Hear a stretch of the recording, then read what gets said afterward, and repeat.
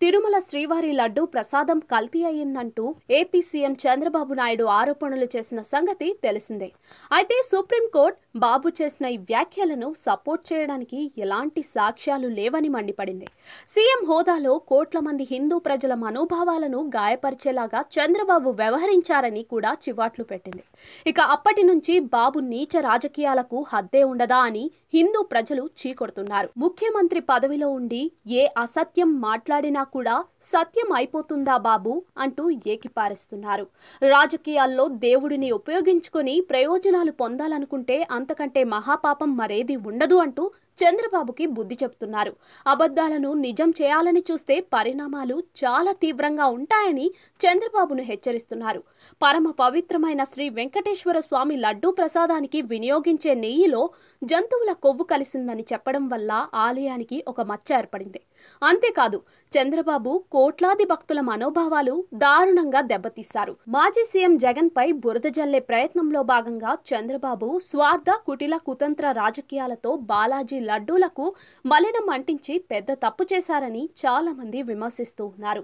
ఆ ఏడు కొండలవాడు ఇలాంటి నీచపు పనులు చేసేవారిని ఊరికే వదిలేస్తాడా అని అంటున్నారు.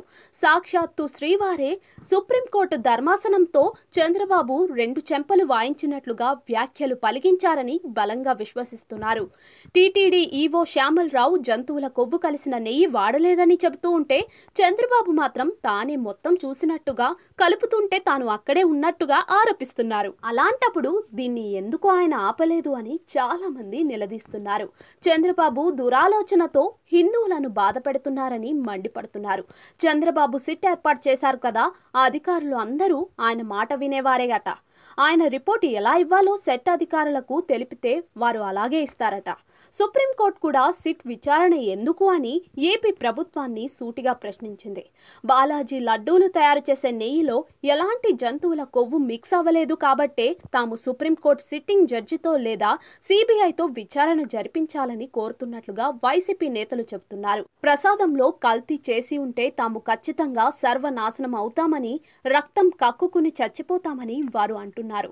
వారి మాటలు బట్టి చూస్తూ ఉంటే వైసీపీ నేతలు కల్తీని లడ్డూల తయారీలో వాడినట్టుగా అస్సలు అనిపించడం లేదు.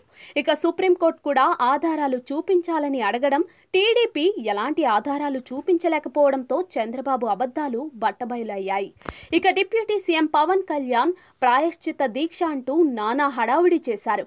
అసలు నిజం ఏంటో తెలుసుకోకుండా ఆయన ఒక బకరా అయిపోయారని వైసీపీ నేతలు ఘాటు వ్యాఖ్యలు చేస్తున్నారు.